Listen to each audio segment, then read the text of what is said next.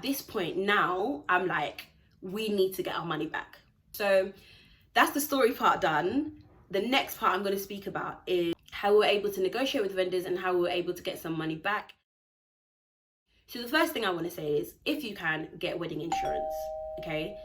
To be honest with you, right now is not a time that you should be booking a wedding for 200 people. It just doesn't make sense. Even if you do want a big wedding, I get it. I was planning my wedding since I was living in my mom's house and I was 12. Like, that's just something that I always desired to have. So I get it, and I do understand. Like, I genuinely understand that this is something that you've dreamed of. Just think of it from a Christian perspective in terms of like, is this thing becoming more about me coveting like what other people have, or is it about like making myself look like I have the money to spend on a wedding? Like, because I had to check myself. Like, I had to be genuine about the situation and be like, why do I want this big wedding?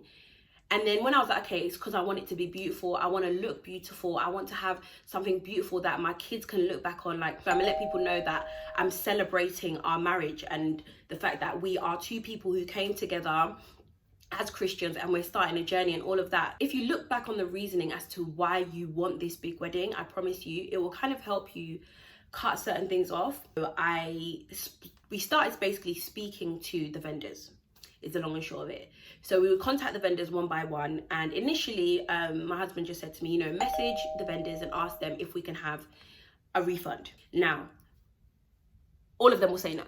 Like, all of them. Like, nobody's just gonna be like, yeah, sure, take it back. And in the end, when they said no, that they weren't gonna give us a refund, we then now started going a bit more professionally in terms of sending people emails and basically requesting a Zoom call with them. I prefer Zoom. Zoom made a difference. That Zoom call made a difference. So for example, we made a deal with our decorator and like the guy who was doing the dance floor and the stage and all of this other stuff. And then we decided that, at the end of the day, at some point, we're gonna use these people. So let's use that to our advantage. So then we started discussing the percentage that each party would receive. So for example, let's say I said I wanted 50%, they would keep 50% of the cost and they would return the 50%.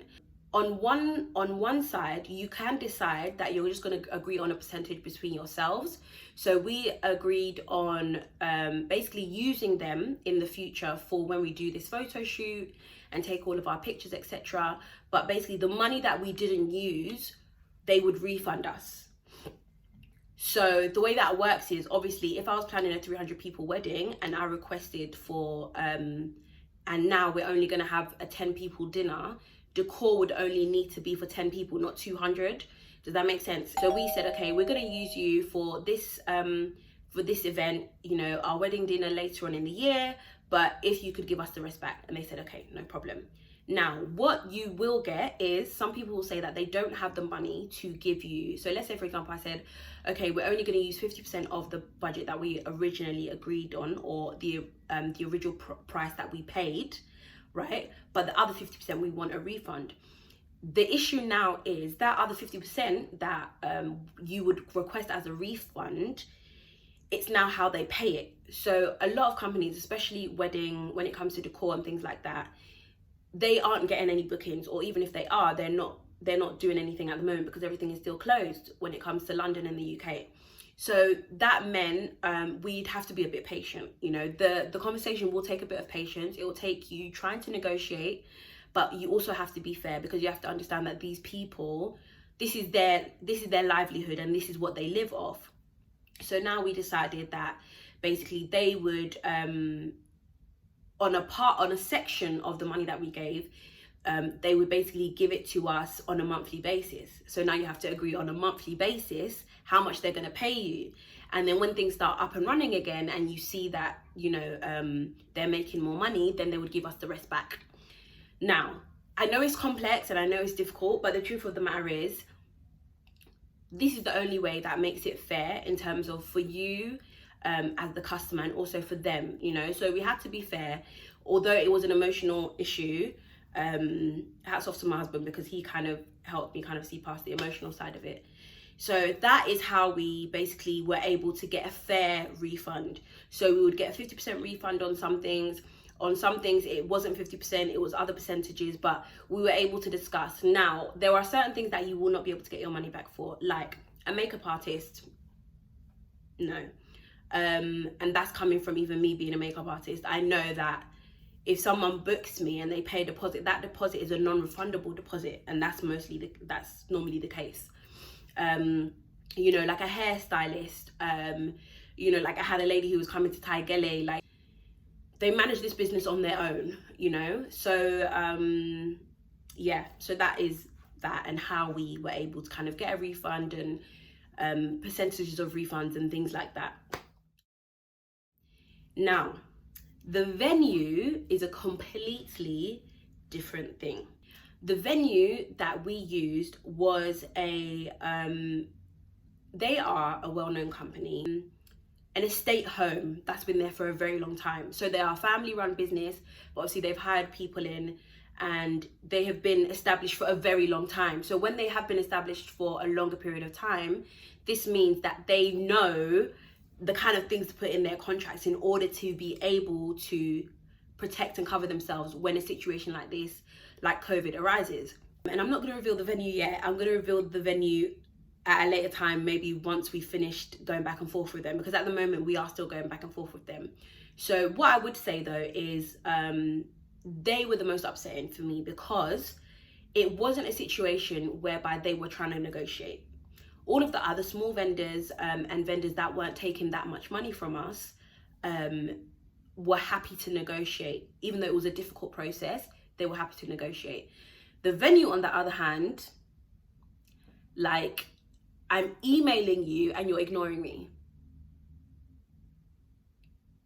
I'm calling you and then you're telling me that the person that I normally speak to isn't here, or the person who deals with the finances is not available to speak, that they'll call me back, but I never got a call back. It was very irritating. It was very, very irritating. So in the end, I let my husband take over. In the end, they were still on this whole thing of, you know, we're not giving you your money back, but if you want to use the venue at a later stage, we'll let you use it. So even if you say to me in a year's time, in 2021, we can use this venue, it's only going to be for 30 people.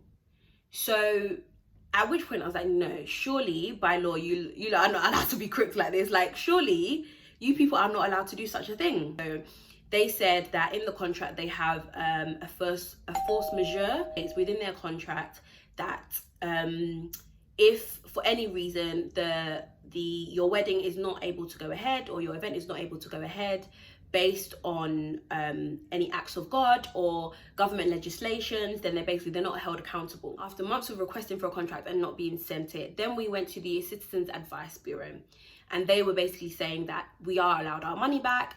But this is all in regards to if they didn't have that force majeure. But after speaking to the Citizens Advice Bureau, after speaking to a lawyer, like, we went in, like, we were now thinking, okay, maybe we should take it to small claims court, because the money wasn't like 5k. So we basically pestered them. The only way we were able to get some form of a refund was to pester them. They said they would give us 25 to 50% of a refund. A week later, they changed their mind and said, oh, we'll only give you 20 to 30%. Cool. Obviously, in the end, when they did the refund, it was 20%, the lowest amount that they could. They sent us 20%, and that, obviously, to me, I wasn't happy with that. At least we've got 20% of a refund. That's fine, but they still have 80% of our money. So I was like, okay, at least we've got 2k of a refund. That now means that we can actually request to still use that the venue. On top of that, when they sent us a refund, there was no paperwork. They literally just deposited the money into our account. That was it. So I was like, okay, there's no contracts. I'm going to use this to our advantage. Let's use this venue and ask them if we can use a smaller portion of this venue in order to still make use of the rest of the money that they have. Even if I don't get the whole of a refund, I've got 20%, and then I've used 50% because I've used that venue. And then the 30% that is left, that's fine. You guys just keep it, and that's what we're going to be doing going forward. And we're going to use that smaller part of the venue in order to just take our pictures, set up a small backdrop, and just have a dinner, basically. So that's what we're planning to do. But we obviously can't do that until things pick up a bit more. Now, The next section is the third part of this talk I wanted to have was how I planned a wedding on a budget.